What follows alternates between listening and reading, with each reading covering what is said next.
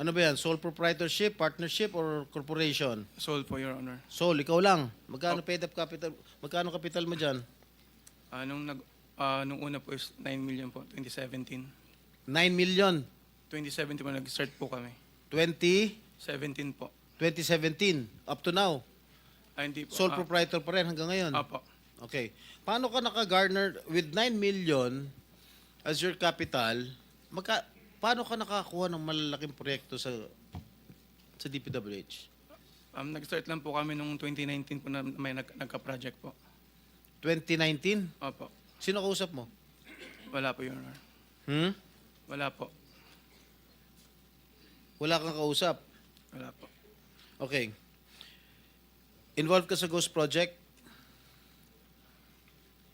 Your Honor, I invoke my right to self-incrimination, Your Honor. Ano nga? Pakiulit. I invoke my right for self-incrimination, Your Honor.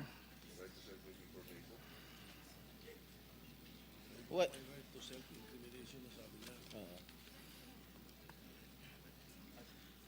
Senator Jinggoy. Malinaw ba Mr. yung Chair. Pwede bang... linawin muna natin yung sinabi kasi ang narinig ko, I invoke my right to self-incrimination.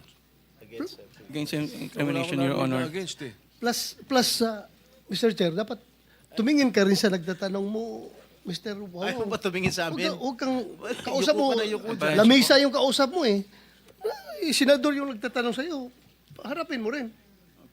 Thank you, thank you. Anong pangalan niya? Arevalo. Mr. Arevalo, meron kang abogado? Yes po, Your Honor. Is he here? He can give you legal advice. Yes po. Nandiyan ba, abogado mo? Nasaan ang abogado mo, Mr. Arevalo?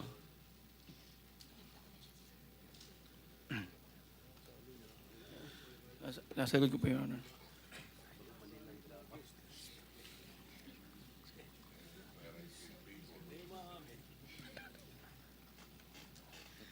Hindi po.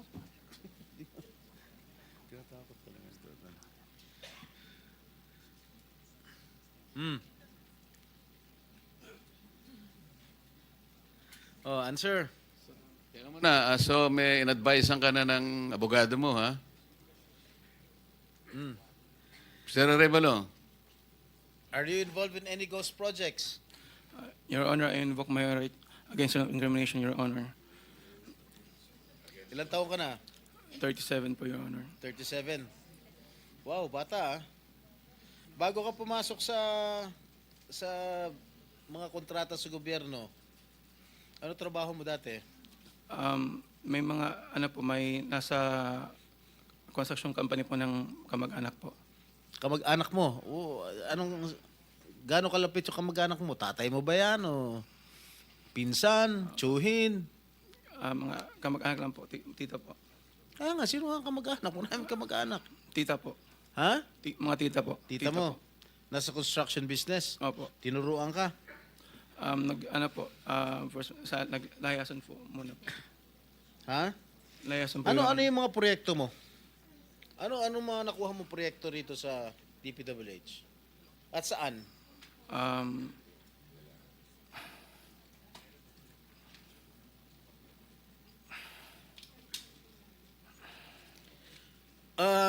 Mr. Arevalo, alam mo, malamig na malamig ulo ko ngayon ha. Pero pag ikaw, tumingin ka ng tingin na sa cellphone mo, hindi ko alam kung ano binabasa mo dyan, humarap ka sa amin. Opo. Yes po, Your Honor. Ikaw may-ari nito, di ba? Yes po, O Your di Honor. dapat alam mo. Ano yung mga proyektong na-awardan sa inyo ng DPWH? At saan-saan? Ano po, Your Honor? Hindi ko po na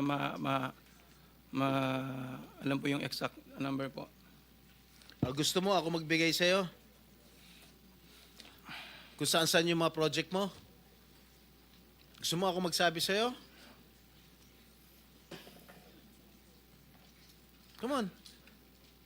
You're wasting our time. It's already 1:45. May session pa kami alas 3. At marami pa magtatanong. that is what I was trying to advise everybody. Kasi po, gagamitin sa session mamaya ito, 3 o'clock, kaya nililimit po namin ang sarili namin na magtanong. So, Mr. Chair, Senator kung di naman Jinggoy, sumasagot ito hindi sumasagot agad-agad ito, how can you deduct it from my time? Hey, Mr. Arevalo, sumagot ka Yes po, agad. Your Honor. Ha? Yes po. Oh, alin-alin yung mga proyekto na na-awardan sa iyo ng DPWH at saan-saan to? Meron po kaming sa QC po, sa Metro Manila First. Meron din po sa Quezon. Bulacan. Your Honor, I invoke my right against self-incrimination, Your Honor. Anak ng patingo. Tinatanong ko, how can my question incriminate you? Tell me. Tinatanong ko lang saan yung proyekto mo. I invoke my right against self-incrimination? Sorry po, Your Honor. Ha? How can that incriminate you? Tell me. Pinapainit ng ulo namin dito eh. may incriminate siya kasi nga, hindi niya may tuturo ko siya dahil ghost project siguro. Oh, Dahil po may mga usapin na na may mga allegation po na mayroon nga pong anomalya. Kung magsasalita po ako, pwede po magamit laban sa akin. oo nga. Simple lang naman. Wala na ako tinatanong sa'yo kung ano. Tinatanong ko lang, saan itong mga proyektong na-awardan sa'yo ng DPWH. Ang dami mong binanggit na probinsya. Quezon. Ano pa? Ano binanggit niya? QC. Karamihan ito, Bulacan eh. Ba't di mo mabanggit ang Bulacan? Ha? Meron ka pa nga San Juan eh. Hindi mo binabanggit eh. Ha? Metro Manila First po yun, Your Ano? Honor. Sa Metro Manila First po yun, Your Honor. Metro Manila first? Yes po, sa Nuwan po. Oh. Yun po yung pinakuha namin project 2019. Sige. Yung Bulacan, meron ba? Sagot.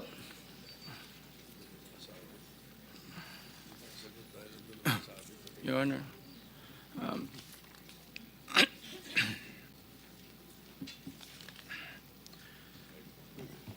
Uminom ka ng tubig.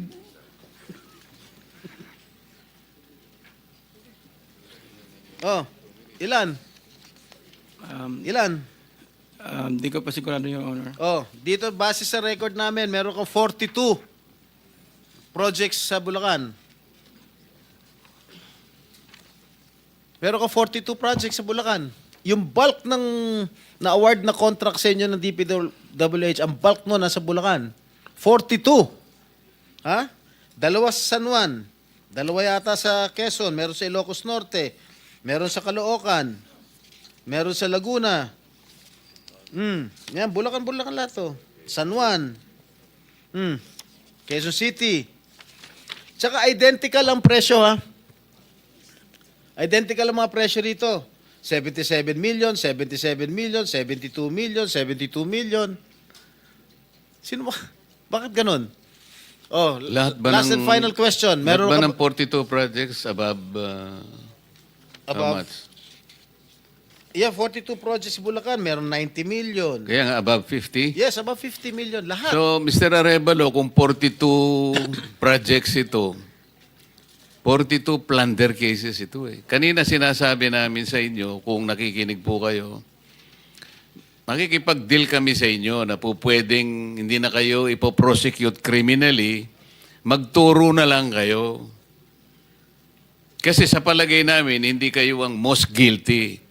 Kapag nakapagturo po kayo ng mga kasangkot talaga dyan, na talaga sila naman ang talagang talamak na sa paggawa nito, anong malay ninyo? Baka imbes na criminal prosecution, wag na yon. Bayaran nyo na lang ang gobyerno, pero magturo po kayo. Para meron po tayong kapuntahan talaga. Kasi kung ganito na lang tayo ng ganito, ikutan ng kito, mapipilitan po, puro plunder. Harapin po ninyo 42 plunder cases. Hindi po fair sa inyo yun eh. Alam namin, hindi lang kayo ang sangkot dyan. Marami ang kasangkot dyan. Kaya, yung abogado po siguro nag-advise sa inyo kung nakikinig. Tingnan nyo rin po na maganda ring offer para sa amin ito. Makakatulong pa kayo sa bansa. Matigil na po ito. Meron akong papakita video. Ilang minutes yung video? Meron ako ipapakita with the permission of the chair. Siguro 1 minute lang na video. Tingnan mo, Mr. Arevalo, kung project ng Wawaw to.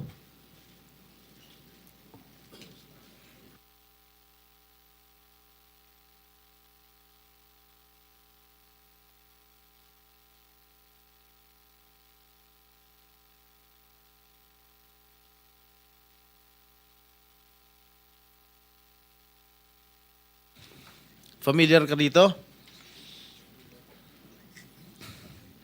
Familiar ka, Mike?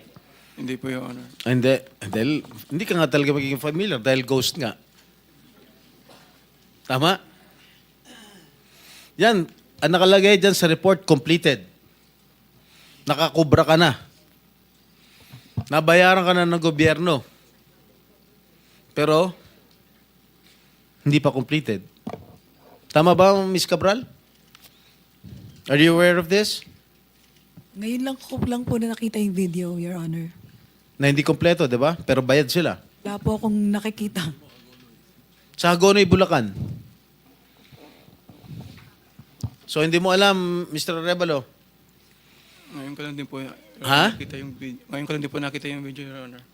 Oh, talaga hindi mo makikita dahil hindi mo naman alam. Kasi nga ghost. Di ba? Alam mo, nag-iisip na ako kung isa-site kita yung contempt dito eh. Huwag mo lang ako subukan, please. Okay, babalik ka kita next hearing ah. Miss Sarah. Mr. Chair, with the indulgence of the SP Pro Temp, Yes. interjection. Yes, Okay, please. provided it's very brief kasi Yes, kulang na very po brief, tayo Mr. sa Chair. panahon. Apo, very brief lang. Sabi nyo kanina, and salamat po sa SP Pro Temp at Mr. Chair.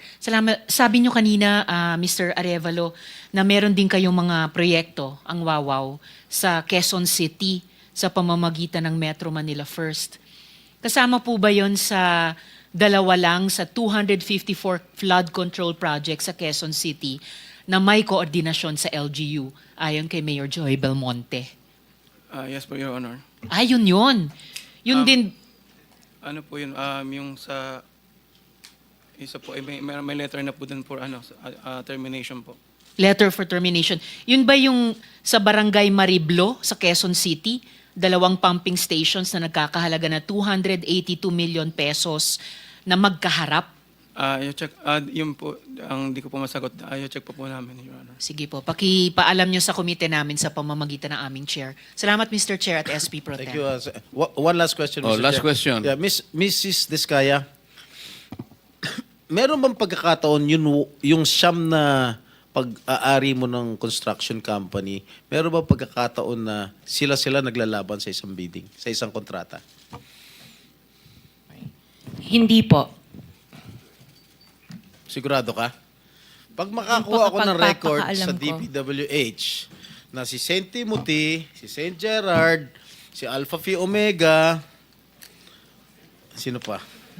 Si Alpha and Omega and St. Gerard, hindi po sila nagsasali sa isang bidding. Pero Okay nga. yung ibang licenses, magkakasama sila minsan. And then, so minsan naglalaban-laban yun, Siyam. Yes po. Oh, so that is not a legitimate bidding. Dahil yung Siyam na yon na naglalaban-laban sa isang award sa isang kontrata, iisa lang ang may-ari. So kahit sino doon, kahit sinong manalo doon sa bidding na yon, ikaw ang panalo. Dahil sa'yo lahat yun eh. Correct? Tama?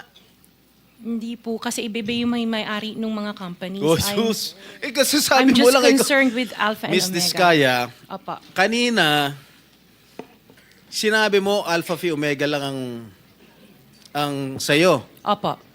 Nung tinanong kita ulit, in-enumerate ko lahat yung siyam na korporasyon, inamin mo sa'yo lahat yun. Oh, di ba? The records will bear me out.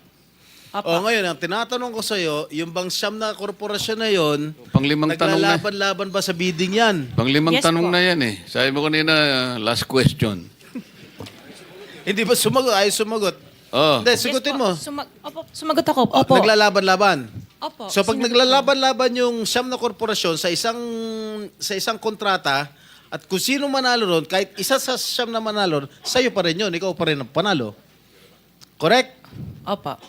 Oh. Senator Erwin, Ang tanong ang... very brief lang, baka Opo, tayo maano ang sa sagot panahon. po, Ha? ang sagot po dyan, Senate Pro Temp, nagbibiding-bidingan. Anyway, matanong ko lang po sa COA, na-relieve nyo na ho ba yung inyong first district COA auditor, yung sa Bulacan, na nag-audit ng mga coast project? Hindi pa. Hindi pa po, Your Honor. Bakit po hindi ninyo na-relieve? Nakipagsabuatan na po sa district engineer po natin since 2022. Bakit di pa po nare-relieve? Sir, wala pa po namang ebidensya na nakipagsabwatan po yung... Wala pa pong ebidensya 2023. Sa Pangulo na nagsabi, pati Senator Ping Lacson nagsabi, anong gusto mo? Ebidensya? Your Honor, hindi po ako ang merong authority. I know that. I know that. That's why I'm asking you. Now, when are we going to see her relieved or him relieved? Ipapaalam ko po sa... Ipaalam niyo po kaagad, okay? Dahil wala ho kami oras. Panghuli na lamang po, matanong ko lamang po ang MMDA. Kanina po. Mr. MMDA, sir, nagpresenta po si Ramon S. Ang na tutulong sa flood control po natin. Siya po maglilinis dyan, libre. Ano po ang reaksyon po ninyo? Acceptable po ba ito? Itong pag-volunteer ni RSA para linisin ang mga estero natin para hindi na tayo bahayin kagaya nangyayari everyday pag umulan ngayon? Opo, tuloy-tuloy naman po yung coordination meeting natin. In fact, meron na po kaming ilo-launch sa Las Piñas po na cleanup drive po ng Las Piñas River. And katulong din po namin sila na mag-ayos po dito po sa may Rojas Boulevard. Nag-inspect na rin. Okay? Salamat po, So, Mr. thank Chair. you. 1 minute, Senator Bato. 1 minute, Senator... 10 1 minute na. Minority Leader and 2 minutes to Senator Alan. Thank you. Hindi pa, kasi ano na tayo. Thank you, Mr. Chairman. Since andito yung BIR, Commissioner, may this committee know kung among the 15 contractors, sino-sino dito yung mga top taxpayers? Kung meron kayong records dyan, sino-sino nagbabayad? O kung sino nagbabayad ng tax?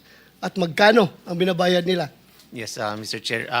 As far as yung ranking is concerned, we currently don't have that kung anong in terms of top taxpayers sila. No? But definitely registered naman and merong mga payments. And siguro because of 270, we cannot disclose the amount of taxes that they've been paying unless andito naman sila kung willing silang i-waive yung Section 270. So you cannot provide this committee? In executive session na... Executive session? Yes, Mr. Chair. Mr. Chair, may we know from BIR in the next hearing kung magkano ang binabayaran nitong 15 construction companies na tax. Yun lang ang hihingin ko, Mr. Chair. Ma'am, bibigay mo next hearing? Madala mo yung data? At kung gusto mo, executive session? Kaya mo? Executive, because that's a condition for Section 270, unless they waive their right to against the confidentiality under Section 270. Do you think ganitong hearing hindi yan magiging exemption? Hindi po, nakalagay po, executive session po. Executive session? Yes, So i-ready mo next hearing, ha? Yes, Mr. Mr. Chairman. Thank you. Thank you, With Mr. your Chair. permission, Chairman Bato, just on that point, Mr. Yes. Chairman. Mr. Chairman, just on that point. Yeah. Mr. Chairman, good afternoon, Mr. Commissioner. I think we have a different view. If you look at jurisprudence and dun sa Article 270, pag in-order ng Presidente or congressional hearings, you can disclose. What 270 prohibits is the unauthorized disclosure by a BIR employee. But when Congress asks you to disclose, you can disclose without liability.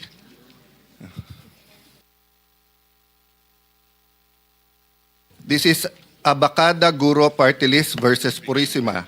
Congress' power of oversight is intrinsic in the grant of legislative power and it in itself integral to the checks and balances inherent in a democratic system of government, etc., etc. Maybe you want to look at it muna, Commissioner, para we can discuss later. Yes, Mr. Chair, but in addition to Section 270, Section 20 of the Tax Code provides additional provision that submission of pertinent information to Congress that any information or any return information which can be associated or otherwise identified directly or directly a particular taxpayer shall be furnished the appropriate committee of Congress only when sitting in executive session unless such taxpayer otherwise consents in writing to such disclosure.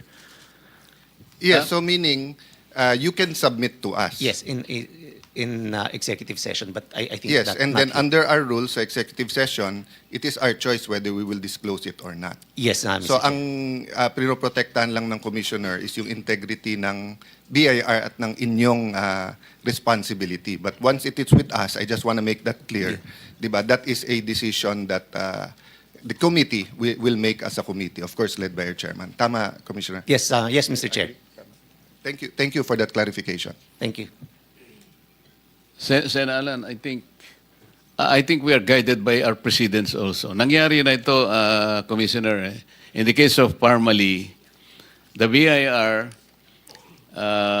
sent the subject income tax document in a sealed envelope to the chairman of the committee. Maybe you can also do that. At bahala na ako kung paano ko i-dispose yun. That's the precedent we had so far. Maybe you wanted to consider that. Yes, we will do that, Mr. Chair. Thank you. Senator Alan.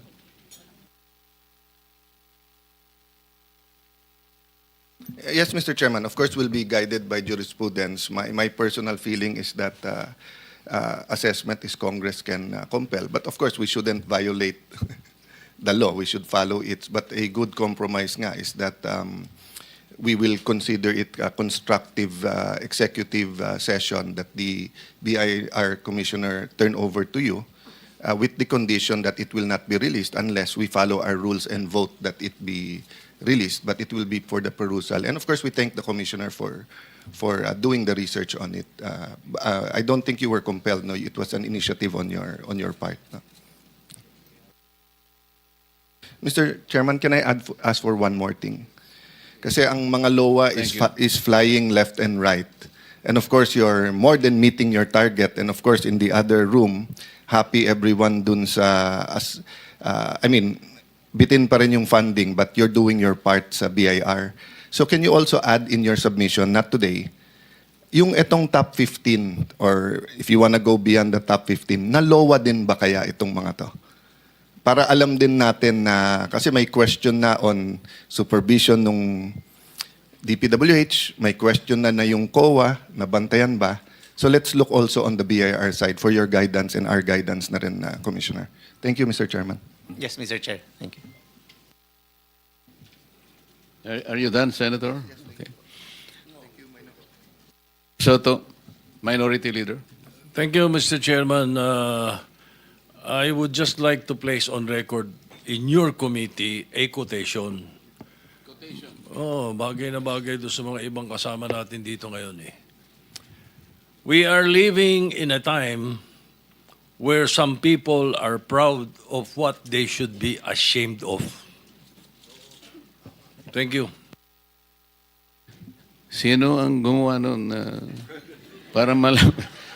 Ikaw yata yun eh. Thank you very much, Minority Leader. Before we... Okay. Thank you, Mr. Chairman. Can you show the slide? DPWH? Yes, Ma'am Yusek. Every year tinatanong ko to and every year sinasabi nyo na harmless ito at mistake lang ito.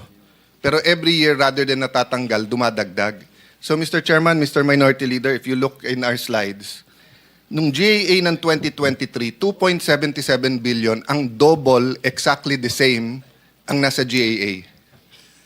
Bringing up natin to sa committee hearing, pero hanggang sa final version, meron pa rin natira. 2024, imbis na nabawasan, 3.48 billion ang double appropriation. Binanggit ko rin ulit to, sabi ulit ng DPWH, aayusin din nila. 2025, 78.5 billion ang double appropriation. So can you go to the next slide? Next slide ulit para... So these are the examples, Mr. Chair, no? Makikita mo, sorry po, malit lang dito, but exactly the same project, exactly the same amount. So, ma'am, quick answer lang po kasi magse-session na. Ba't hindi matanggal to sa submissions nyo? Your Honor, Mr. Chair, sa National Expenditure Program po, pagka sinabmit namin sa DBM at may na-catch kami pareho na double appropriation or pareho na exactly yung project name, ay kinokorek na po namin through submission of errata. Ma'am, that's never. Ako po ang nagbe-bring up dito and then si Senator Coco. Pero sa final version, hindi pa rin na-correct. Yun po ang ano So, pero bakit nga every year meron? So, etong 2026 ba? Meron? Wala pong akong nare-report sa akin. Sorry to ask you but kasi wala na si Sec Bonoan. But every year you promise Opo. na walang double, but every year lumalaki. Imbis na lumiliit. So, second question, now that you're doing an investigation, have you looked kung parehong binayaran yung mga double or hindi na binid yung isa or parehong binid? Have you looked o hindi? Posible pong hindi na binid yung isa. No, question ko ma'am, have you looked or not? Yung Honest answer, have you looked or not? personally po, hindi po. O can you ask and submit to the committee, is your investigation committee, did they or not? Okay. Yes po. Third question, bakit parang hirap na hirap ang DPWH mag-investigate? Hindi lang ngayon, nung inimbestigahan natin yung tulay, ayaw nyo mag-preventive suspension, ayaw nyo mag-submit. Tapos pag kami mga investigation na ganito, para kaming dentista na kailangan hilahin pa yung ngipin ng walang anesthesia, parang bubunutan pa parati. Bakit po ganon? Your Honor, Mr. Chair, hindi ko po masagot yan dahil yung investigation po... May execom kayo ma'am, di ba? Opo. Hindi nyo na pag-uusapan sa execom Yung tuwing may investigation investigasyon? Yung mga Nung nangyari na investigation. po itong lahat na to, it's been more than a month in the SONA. So hindi nyo na pag-usapan yung SONA nung sinabi ni Presidente, mahiya naman kayo at ano? Nag-task lang po si former Secretary Bonoan ng mga QAU team para umikot po sa mga regional offices na at mag-inspect po. Okay, can you run us through paano yung investigation na yon? Is it general? Is it everything? Di ba nasa inyo yung, under sa'yo yung geotagging? Sa infratrack po. Opo. Sorry, sa? Sa application po. Yes po. Yes. So, have you already, binunot nyo na ba lahat ng geotagging nung top 15 man lang? At tinignan nyo na ba kung may ghost o wala? Yun po yung kinuha ng ma-inspectorate, yung geotagging, para po tignan kung nandoon po sila talaga sa location na naka-report po sa application. No, but it's so easy to find out kung may geotagging sila sinubmit, Meron tapos po. wala. Meron Diba? pong So for example, sa lahat ng pinakita ni Senator Lacson na ghost, nakita nyo na sa geotagging na may nasubmit nga na meron? Meron pong geotag na naka-report. Oh, so sinuspend nyo na ba yung nag-submit ng geotag? Hindi pa rin. Sa pagkakaalam ko po. Kaya nga ma'am, yun ang tanong ko nga eh. Bakit, halimbawa dito sa Senate, kung sinabing may nagmamariwana, investigasyon ka agad, tatanggalin. Sa BIR, tanong mo kay Commissioner, yung katabi mo, nababasa ko lang, hindi mo na kwento to, Commissioner, nababasa ko lang. Di ba? Ilan na sinuspend nyo sa term mo? Madami-dami na, Mr. Chair. I think definitely more than 50, 70s O, na. pag na-dyaryo tomorrow na meron hingian and may prima facie evidence, will you act upon it or will you wait? Well, definitely, Mr. Chair. We Act will upon it, right? Yes, Mr. Chair. Your counterpart sa customs, pagkaupo, submit lahat ng meron pong kamag-anak na may brokerage. So bakit sa DPWH, ayun na, pinakita na ni Senator Lacson, ang dami ng tanong ng aming chairman, ang dami ng pinasubmit, na sa inyo geotag. So obviously, pag hindi nyo tinanggal at hindi nyo sinususpinde, gumagalaw pa yung mga yan para pagtakpan yung ginawa nila. Your Honor, Mr. Chair, alam ko po na nag-suspend na si former Secretary Bonoan ng mga taga-Bulacan mula po O, doon sa Bulacan lang ba may ghost? Yun po yung Pa-exercise at kumuha na tayo ng Ghostbusters for Bulacan only, kung Bulacan lang ang may ghost. Opo, yung buong distrito po, I think na nasuspend na. Oh, pero ma'am, hindi ba napakadali naman? Kuha ka lang ng pinaka-junior. Nung araw may oyster pa ba ngayon? Wala na. Yung mga empleyado na kinukuha through DPWH? Mga roadside workers yata meron O, di po. ba? Sana nakikinig si Secretary Vince, di ba? Kung ako ang secretary ngayon, tawagan mo lang lahat ng district engineer, isa, pumunta ka dyan sa bawat project, kunan mo ng cellphone, eto yung geotag, i-compare mo. Kung wala, edi ghost. Pero bakit tayo isang buwan na? Pasensya ka na mama, ikaw nag-attend, but I know you're a powerful person then there, and pinagre-resign kayo lahat eh. So hindi ko alam kung matatanong ko pa kayo, but I think you should all still assess. But yung frustration sa akin, parang hindi kayo tumutulong sa investigasyon. Parang ano lang, every week lang, sana mamatay na yung issue, sana wala. Pero hindi nyo dinidiinan na talaga kung ano pa talaga ang nangyayari. So, categorically, tell us now, ilan sa 15 ang may ghost project? Apo, kung mako-confirm, Your Honor, dahil hindi ko po alam kung ilan na po yung result ng QAU inspection. Bakit ma'am? Kayo ang nung first hearing natin sa Tulay, ganun din. Ang lahat ng pinadala sa hearing, ang sagot, hindi ko alam. I apologize. O, kaya nga, ba't kayo ang pinadala kung hindi alam? O nasan yung may alam? Wala dito yung ibang DPWH na may alam? Wala po akong kasamang ibang undersecretary or assistant secretary. Okay, Your ma'am. Honor. Pero can you get back to us on that question? Pwedeng within the day, isend kay chairman. Ilan sa 15 ang sinasabing may ghost or at least, at kung, let me reverse it. Kung meron dito sa 15, hindi ko sinasabing walang anomalya, doon muna tayo sa ghost. Iba-ibang klaseng anomalya. Substandard, overpriced, etc. Ghost muna, ghost. Kung meron dito sa 15 na walang ghost, they also deserve na malagay na sa media na wala silang ghost project, di ba? On the reverse, yung meron ghost na confirmed, we all deserve na alam na natin. O yung ibang inimbestigahan, you can be quiet and say na we need another week, we need another 3 days. O. And then you say, etong 5, walang ghost, etong 7, pero we're looking kung tama yung completion, etc. Okay, last.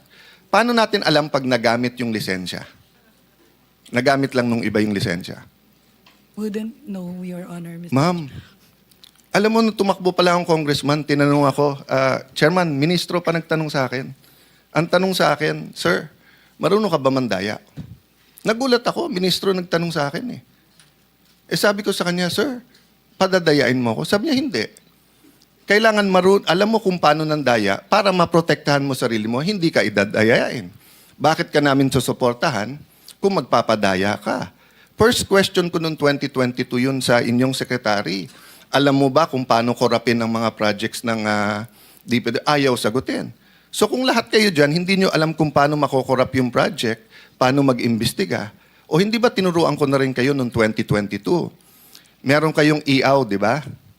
O, pakilagay sa screen. Magkano ang EAW nyo the last 4 years? Almost 100 billion pesos. Nakalagay dyan, part of it is for testing. No? Ito po, guidelines ng EAW. Kayo po nagbigay sa akin nun eh. Sabi ko sa inyo, I will not move for its abolition. This is Chairman, 1% to 3.5%. Yung computation ko is based on an average of 2.5%. Yung dun sa yung 100 million na slide. Di ba ang usapan natin noong 2022 hearing, i-require nyo ng checklist ang bawat kontratista at isusure nyo na yung SSS, Pag-ibig at PhilHealth ay babayaran. Kung ginawa nyo yun, ginawa nyo ba? Hindi. Or hindi nyo alam. I mean, it's okay if hindi nyo alam kasi operations ba yun? Oh. Kung ginawa ng operations yan, tignan nyo lang yung empleyado. So pag sinabi yan ay empleyado yan ng Corporation B, pero ang nanalo ay Corporation Z, alam mo na pinahiram yung Di ba, wag na natin paghirapan yung ating sarili. No? But, Sir Chairman, I'll stop there because I know magti 3 o'clock na. But I'd like to submit this and I'd like to ask the DPWH, can you submit the comprehensive yung paggamit ng EAW?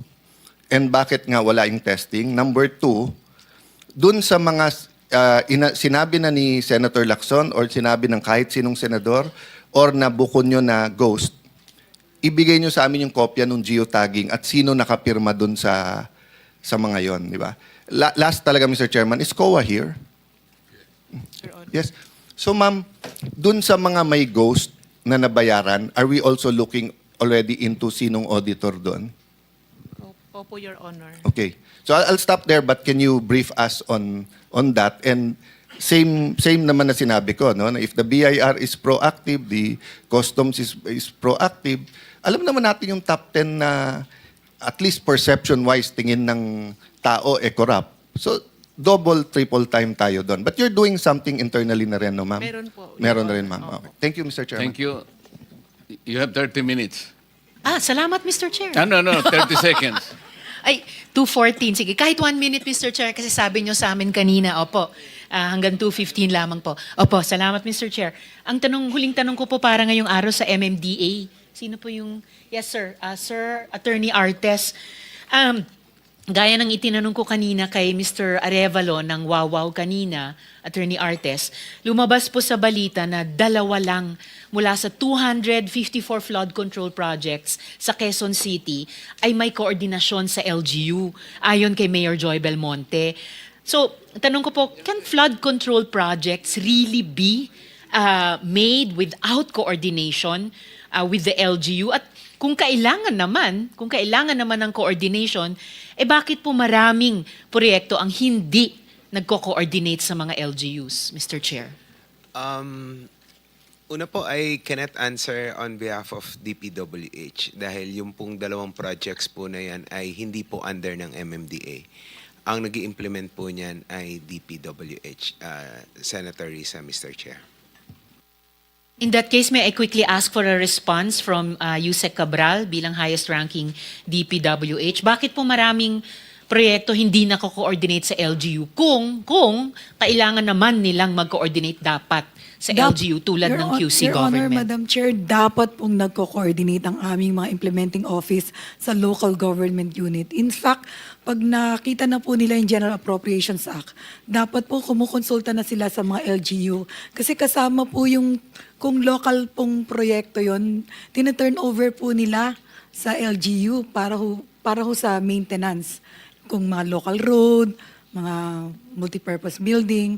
So, kailangan po talaga yung koordinasyon. Ang presumption po ng central office, kapag ka po nagpatupad kayo, kasi kailangan po yung mga permit yata. Permit, sa probinsya po, permit to quarry pa yung mga iba. So, alam ko po may koordinasyon. Sa Metro Manila po, andito naman po yung regional director namin. Dapat po, mandato po sila na mag-coordinate sa local government unit. Kung dapat po, bakit hindi ginagawa? In the case of QC, 1% lang sa flood control projects ang kino-ordinate kina Mayor Joy sa Quezon City Siguro po, Hall. Madam Chair, kailangan natin tanungin kung bakit ang implementing office. Dahil sa amin po sa central office, lagi po naming nire-remind sa mga regional directors meeting na makipag-coordinate kayo sa local government unit. Lalong-lalo na po kung yan ay mga flood control, kung kinakailangan po na nandyan, kailangan din po na nasa tamang location. Yan po. May mga instruction naman po. Pwede po bang itanong, Mr. Chair, sa NCR, DPWH? Quick answer dito sa unang tanong ko sa MMDA at DPWH. Very, very quick kasi kailangan po natin Thank you, Mr. magmadali. Chair. Andito po yung regional director ng National Capital Region namin, Your Honor, Mr. Chair. What is the question? The question, Chair, ay kung dapat, ayon sa DPWH National, dapat nagko-coordinate sa mga local government units para sa mga flood control projects. Bakit 1% lang ng flood control projects sa Quezon City ay yun lamang ang kino-ordinate sa Quezon City government, ayon kay Mayor Joy, Mr. Chair? Calls for an answer of yes or dapat ba o hindi? Dapat po, Your Honor. Okay. Opo, sinabi na po yan ng National, Mr. Chair, pero bakit hindi, yung 99% hindi daw kino-ordinate sa Quezon City government, sir? Most of the projects implemented by the District Engineering Office, usually naman po, sumusulat po, paglabas po ng GAA, sumusulat po yung mga district engineers sa mga LGU. Kaya lang siguro dun sa part po ng Quezon City, wala po naging clearance to proceed. But may sulat naman po na informing them about the projects po. Walang clearance to proceed and yet nag-proceed? Yes po, Your Honor. Sino dapat nag-i-issue ng clearance to proceed pero hindi nag-issue? Kailangan po mayroon din pong clearance from the LGU po, Your Honor. So kasalanan nito ng QC. Hindi, iba yung sinasabi ni Mayor Joy eh. 252 flood control projects, 2 lang ang kino-ordinate sa Quezon City Hall. So how does DPWH NCR explain that? I think that's a very important subject that you will pursue, Senator Risa, in the next hearing. Will do, Mr. Chair. Importante yan. Salamat po. Hindi mo masasagot lahat yan. Sige po, Wala na Mr. tayong Chair. panahon. Salamat po. Pati Thank po you. sa MMDA, yung flood control plan po nila, o master plan sa buong Metro Manila, Mr. Chair. Salamat po, Mr. Chair. Okay, thank you. Before we suspend the hearing, there are several administrative matters I want to take up with you, especially the resource persons. Let me remind the DPWH that the Blue Ribbon Committee several times have requested for so many documents from you. Until now, you have not done so. You please check with the staff of Blue Ribbon for all the several documents we have requested from you. Hindi pa ninyo ginagawa. Pangalawa, the 2 identified ghost projects na pinag-uusapan natin kanina, biglang nawala sa PCMA. At pagkatapos, bago tayo matapos sa PCMA, biglang naging unavailable ang PCMA. So may problema kayo dyan. In the next hearing, please tag along the director of the, whatever is that, construction, whatever. Dalin mo dito siya sapagkat siya yung nakakaalam at siya yung nagmamanage nito because we wanted him to install that program, that system, that platform within the premises of the Blue Ribbon Committee. Okay? Yes, Your Honor. At pagkatapos, nandito yung representative ni Mr. Edgar Acosta, High Tone Construction and Development Corporation. Ang representative is Mr. Edsel Mabella. In the interest of due process, bibigyan muna natin siya ng show cause order. Kayo na po ang magsabi sa kanya that this committee issued a show cause order for him to explain his absence today, failing which he will be held in contempt, and failing which again, a warrant of arrest will be issued against him. That is very clear. If that is very clear, Mr. Chair, isa pang request sa Chair for the next hearing po. okay. Kung maaari pong maimbita ng komite ang AMLAC dumalo sa susunod na hearing. Yes, actually, I so that move, was Mr. the Chair. idea. Salamat, The Mr. AMLAC Chair. will be invited in the next hearing. So, Director General, is it all right that we suspend the hearing for the time until next week? Anong araw kaya yun? Until September 8, 2025. Thank you very much to all the participants.